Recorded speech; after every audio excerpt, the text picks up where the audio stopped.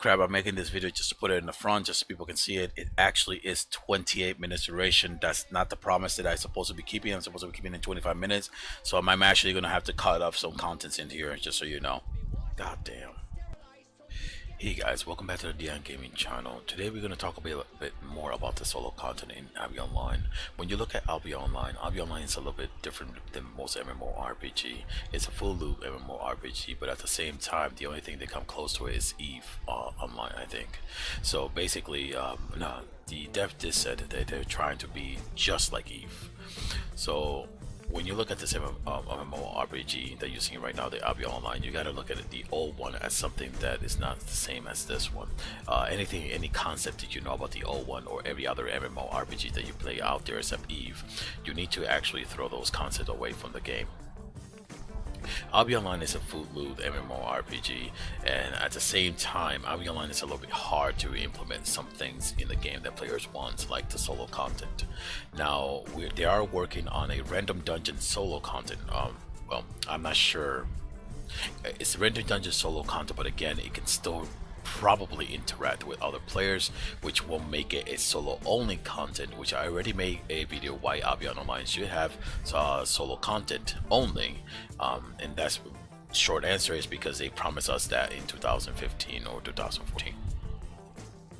So for this instance, Albion Online does have some solo content only, but the fame for that really sucks. For example, if you go to the portal for the downtown of anything like Bridgewater, Fort Marlock, Lyndhurst, and did I say Murloc already? Whatever. Any of those towns, you can go inside and go into a blue portal, and in the blue portal you can go for single player, and in single player you can actually pick in between 3 or 3, I think, to all the way to tier 5. Tier 6 is actually in group.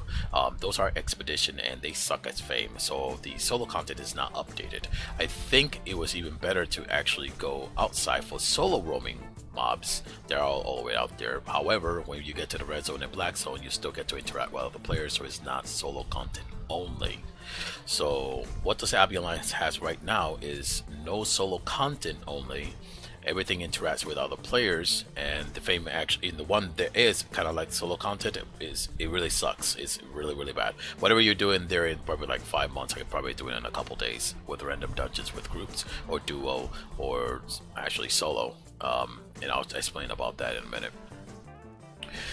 In every solo content that you see outside of Albion Online, you see the players can do something solo, but again, there is an exceptional players out there who takes it up to the next level, and that's what this video is all about. These players make solo content for themselves, even though the Albion may not have it.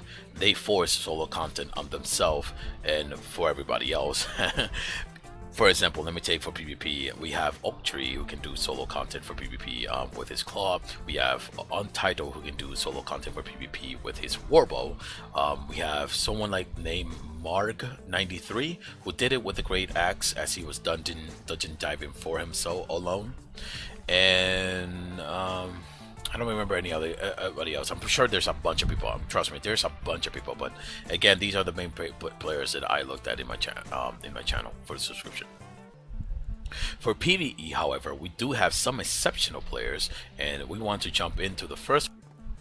And at the end of the video, I explain something about solo exceptional players that they make content for themselves. So again, please try to stay throughout the whole video if you can. If you can, that's okay. It happens.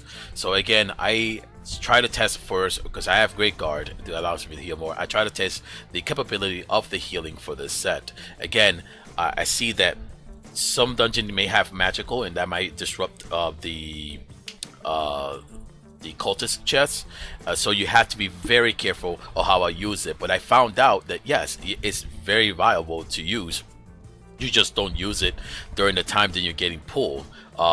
You know, you can use it after you get pulled or something like that to gain some like, I should have, if I get pulled again, I use it right there, and I see I was able to like reset him and go forward again. For that specific Tom Raid dungeon, please understand that when you actually get change pool, you need to use your run speed immediately like not after, like don't use it like sorry, don't use it before and then try to like outrun it. No, your run is gonna run away with expire by the time. So you use it after he pulls you and better. Even if you can't do that, try to find a collision because he pulls you into that wall and then you just can keep going. Again, I keep testing the capabilities of the heal for this, and I noticed that I do ran out of mana, so many times I do have to stop between these non-threat mobs just so I can use my meditation to gain that mana back. Again, you can use your assassin helm, which allows you to reduce the cooldown by 15 seconds, and then again the boots is actually leather and it reduces by a small amount. It doesn't tell you the seconds, but it does reduce it by a small amount, which actually is better for the whole thing in general. So during this time, I just ghost lady, like a ghost. We all call it the Spectre. It's a ghost lady, very green, and basically doesn't deal damage for shit. If you saw one of my videos for Super Guide, at one point I tell that to the player and I show them. Again, I did die like I think two or three times. You can go back and check. I don't know, 2 or 3 times I guess. And during this time, I said to myself, I probably lost maybe between 30 to 40,000 silver for those deaths, and specifically for this gear. So I go back and I try to check, and yes, I did lose 39,000. But again, I got 31,000 silver bags in here, and on the right side, that assassin jacket sells for like close to, I think, 30k silver. So I do make like a small chain, pocket chain, and the only thing I made in there was anything. There was like little scraps and the chest, I guess. That's it. However, I wasn't satisfied because those dungeons weren't hard at all. So I wanted to actually go to the next one. So again, I move up and I say myself a Morgana one. However, because of the T5 and T6 area uncontested, the red zone, and my guild doesn't have like, it's not in Cumbria or anything like that, and it's not for Sterling, doesn't have like territories in there to have scouts and stuff like that, and this build does cost a lot, which again, ahead of time, I do warn that the players who are doing this should be like a little good specs, a little good gear, but at the same time, these gears cost a lot of money. So if you actually die, you will be crying your ass off. But if you get lucky on one of the chests, you're gonna be jumping like crazy, which again is gonna be shown in a couple in a couple minutes. So again, when I went to here, I went to actually a T4 dungeon because again, we're talking about the solo content, the solo aspect of solo content in this game that you can create for yourself. Exceptional players usually do this, and there's a lot of people who actually go to T4 for this specific reason. Again, the other guy was doing it for T6. I just went to T4 to test. Hey, maybe let me see how much I can actually kill these guys and see if I can tank it. I'm cloth. And then when I looked at it, I'm like, damn, I made a little mistake here, but I think it's able to be killed. So I actually go back and try again. When I do try again, it actually does work. I just focus on the little ass first, heal myself, and then focus on the big lady. Again, I do finish her off, so let me fast forward this, so you guys can see that, and I gained some good fame too. It's not that bad. 4,000 for her, and then 2,500 for these two. So I moved forward, and I always wanted to fight something stronger, like these archer. They actually hit much harder. So again, I try to fight it just to see how much fame they give me. The cultist robot, I feel like it's fucking broken. In all honesty, not taking any damage for any of them. Again, 4,900 for each of those two. I'm really happy with that. So that means if I want to go solo to dungeons, I can just do this right here. And again, I can just watch a movie on the left if I feel like I'm not going to get ganked. That's not always the case, but again, I go forward and I just try to skip it. Again, I can actually skip all these, which I do later on. I just got to show you that it actually does work, that the build does not need Graveguard Helm, and that the build can be used with Assassin Hood, with Cultist Robe, and yes, you can actually survive it. You just got to be very careful how you use your Cultist Robe. Like you saw right there, I got stunned, and that any interruption will knock you off of that. So there are certain boss again that you can't actually do because of that specific, and there's certain boss that hits way too hard that you can't actually do. This right here I had to put in ×8 because this was like a sad fucking story. I tried to I can't do nothing against this boss. I tried to like kite it as much as I can. I try to like pretty much tried to like I'm sorry, I just saw that. I just saw that. I thought it was freaking hilarious because I died there because of that. So I didn't want to give up. I stood here for too long, and I basically tried everything on the book, burst down to try to see if I can make him do the pull thing. And then later, which I made like a video where you can actually glitch the living shit out of this boss, but I can't. You naturally need your feeding robe, and you need a tank range or anything like that, and then you can push him off. So let me actually fast forward these things because it's pretty much the same thing. I don't die after, so that's the good news. I don't die, but I can't kill him. So I say maybe some repair bit, but I got the chance to test it and show the crowd that no, you can't. Some bosses you can solo. For me, I'm gonna pause this right here. For me, I feel like the bosses that you can solo is anything that is too interruptible, like constant interruptible, and has high massive damage. Those I feel like you technically can solo. But again, I'm gonna put this in the description below of that guy's channel where he was able to solo some of the things that people were doing. Some people weren't doing, and they were just showing like I can do Spectre and a bunch of Spectre and a bunch of Reaper, which wasn't impressive at all because those boss, the Spectre can be soloed by a claw or a DPS with a mercenary jacket. So which I already showed that with the heal, like with just a normal heal, you just don't get hit by the AoE and you're good. The normal attack is nothing. So again, this guy I was throwing in the description below. Sorry about that. My throat is just killing me right now. It actually is killing me. God damn. Sorry. So again, during this time, I go to Thorn. I have to finish the right side and the left side mob. I already know this. I already know the mechanic of the boss. I've been supervising runs for skip runs and teaching the players how to do this. Again, it's not hard at all. So I actually finished that, go to the left side, I finish that, and then I tackle the boss.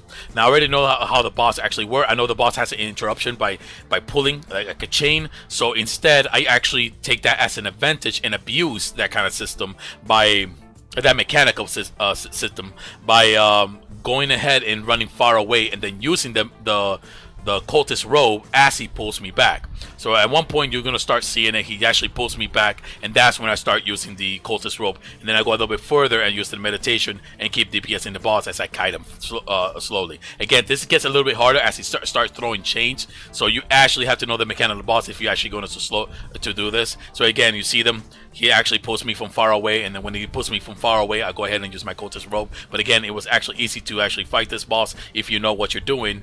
And if you don't know what you're doing, you're just going to die. Trust me, a couple times. I didn't get to die not once in this boss, so I was quite happy. And then I go ahead and see the chest. I get one inside tome, and then I scroll down, and I got really disappointed for T4. I said it's like, damn, maybe a little bit higher would have been awesome. But then I looked at the royal chest, and I was like, that saved it. That saved it. Not even the 4.2 back, but that saved it because that's 178,000. Then I said to myself, I'm not satisfied yet. I really want to get to another boss. And here's what happened during this time. I was able to get to the end.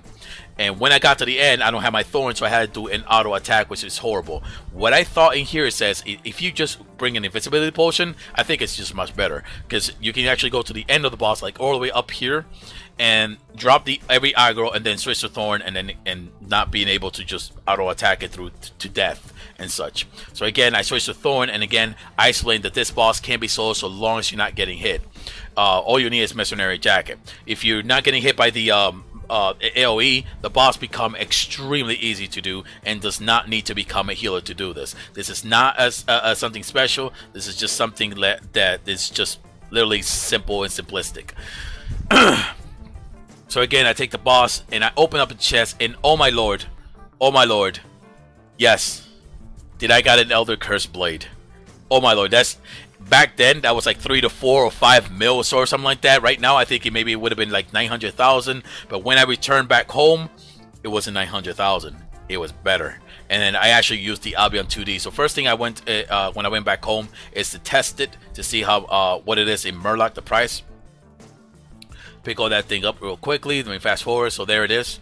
I tested. I look at the Esper Royal Hood, and it's at 170,000 in here. Instantly sell for 9,000. I'm not gonna sell it for that. Then I look. You see all my gears in here, a couple books, and then I look in here, and it says 1.49 basically 1.5 mil just for this thing, selling instantly for 630k, which I wouldn't do that. So what I did is I went to Albion 2D, I type up the Elder Curse Blade, and then I look it down, and Kalian they've been selling for 1.5 mil, and then for Sterling Limhurst, Murloc is selling for different kind of prices. So my guess is I will be going to Kalian and just getting that right off the back. After I do that, I go back again. I do skip some of the part, but except the end, because this is where you can get in trouble. And basically in here, I didn't have my thorn once more again, and I start fighting the boss. Now, the funny part about this specific area is that some of these mobs do hit really hard, so you have to be careful when you use the cultist robe, because if it claps you, or if he puts you to sleep with his elbow, that interrupts it. So you have to be very careful when doing this. Again, I did sold the royal helmet during that time. You can probably go back and pause it right on time. So again, I try to like kite him because he puts you to sleep and then he slaps you, puts you into the slap show. Now I thought this boss was actually was going to be a bit harder until I figured out as I'm moving forward, because I didn't know how the cooldown was going to work. It's the first time I do it with this boss, and I said, actually, it's going to be much easier. All I have to do as it gets low is that he stops bouncing you. He bounces you with a belly. Every time he does that with the belly, just use your cultist chest, and that's how you're able to get your mana. So again, every boss has a different kind of mechanic that can make this harder for you, but so long as you know the mechanic, you can actually abuse that and pretty much make the boss much easier for you to finish.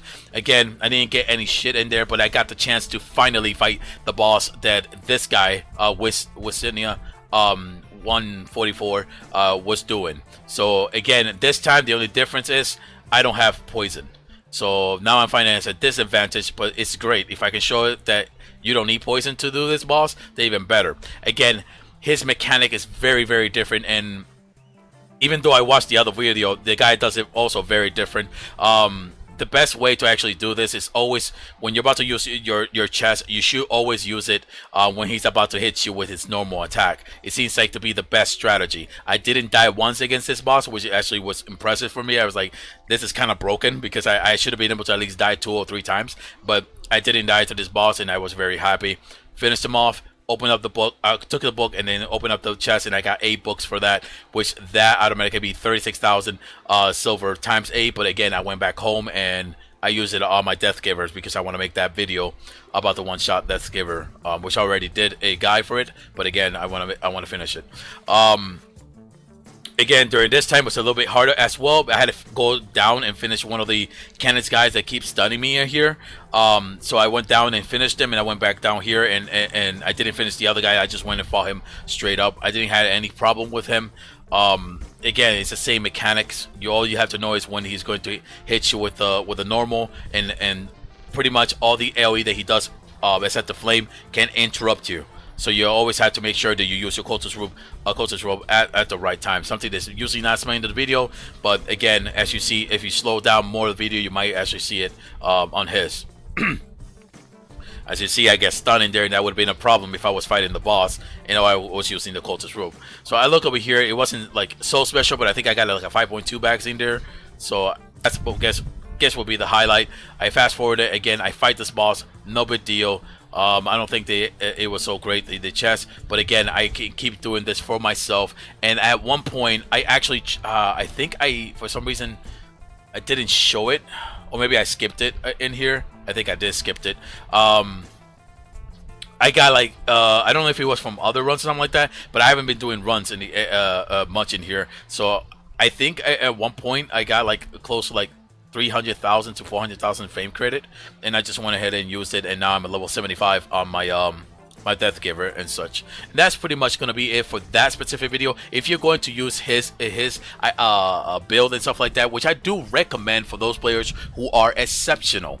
For those players who are new and mid players, I advise you to keep playing the game normally until you actually get to become an exceptional player. I do not think I am an exceptional player. I just think that the player who actually did this is an exceptional player. And speaking about exceptional player, not in this specific Albion, if you look at back in the past, when you look playing every other game of MMO, there's always going to be some solo content in there, but then you're going to see a bunch of content that you can't do. Such if you were to go and play World of Warcraft, you can't solo the Lich King unless you probably go to Cataclysm and something else, and then you are so overpowered that you can solo the Lich King.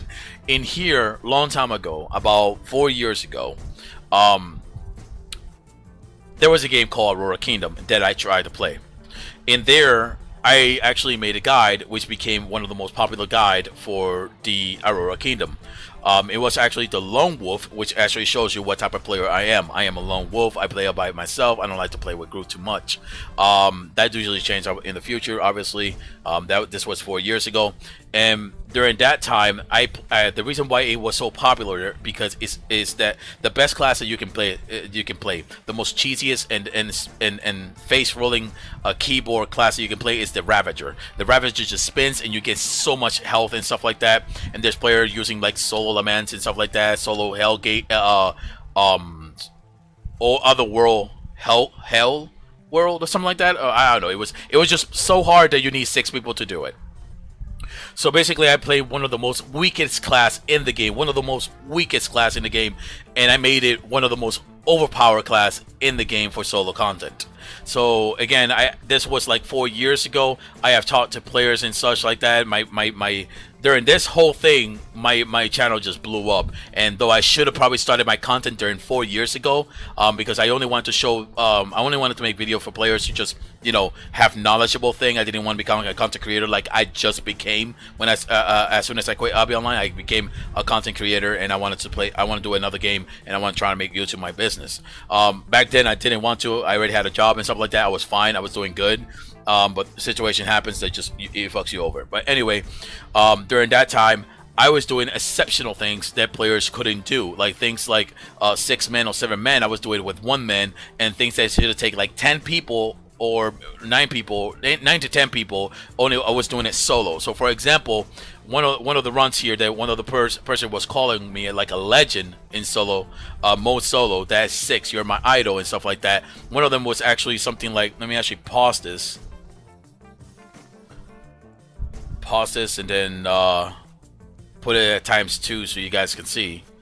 Was oh, I don't know what the OW was. I know it was Hell Dungeon or something like that, Other World or something like that, at Hell Dungeon. So during that time, I was actually aggroing everything in the world. You have to actually beat these into section, but I was actually grabbing everything plus the boss, and then I was fighting each one of them. Look how many times I do get close to death, but I know exactly what skill to use so I don't kill myself. See? I know what skill to use to counter these kind of instant death ability that the boss and the other one has, and I do move out of the way out of AOE and such, and there's so much in there, so I know how to do this by myself because I already read all the mechanics that I need to do, that I need to know to be able to do this. So again, this actually should be taking like a 5 players and so stuff like that. This one should be taken between 9 to 10 players, I think, and basically was the first video of being the solo lament, meaning there were no other videos out there that can solo this boss except mine, and then players starting to catch on how to do things. And at the same time, I didn't take advantage of these things called win bonus set that allows you to do massive more damage to win bosses. Someone else actually did this in solo and used a bonus. I didn't use a bonus, so I am at the biggest disadvantage. And again, many other players were calling me an exceptional player, someone who knows how to handle the mechanic. For example, this one invisibility iframe on your ability, and basically during this fight, I was doing that. I was actually pretty much doing the dodging it on time, as you see, taking care of the AOE. All this can just one-shots you if you don't know how to do it perfectly. So basically, that's when I was called as such a players. And not only did I did that boss, I'm pretty sure I actually went for the other boss, but I was explaining to the player, this is my gear, you know, and at the same time, this is my like my talent and my costume, everything that I have on me. We go over here, all the LP points that I was earning and stuff like that, just doing all these as solo. And I think there was another video, I think after this, I don't know where it is. There's another video, it's called the second boss, Lament Boss, which I also solo, and players thought it was exceptional. Now here's the thing is, in Nabi, like, I don't think I'm exceptional. In Aurora Kingdom, I think I'm exceptional. So in Nabi Online, these people who are exceptional, they're being rewarded for things that other players either can't do. I don't know, because if it's a computer or they're Lantasy or they're not skilled enough to do it. Whatever reason it is, these players over here can do it and other players cannot do it. And those who are exceptional are being rewarded for their you know, for their skills, their exceptions, and playing as a solo content. This doesn't go for only for Albion Online. It goes for many other games, and that's what I want to share in this video. I want to give props again one more time to the person in here, which his name is Wazinia1Z44, for actually making alternate the build that I had for skip run and using it for solo run. So again, props to the guy. So I think he's an exceptional player. I think this guy right here is an exceptional player for soloing. Anybody who's doing this that other people can't do, I call you exceptional, because you're doing something that other players cannot do. So again, congratulations for all the people. This is actually solo content. I hope you enjoy the video. Goodbye.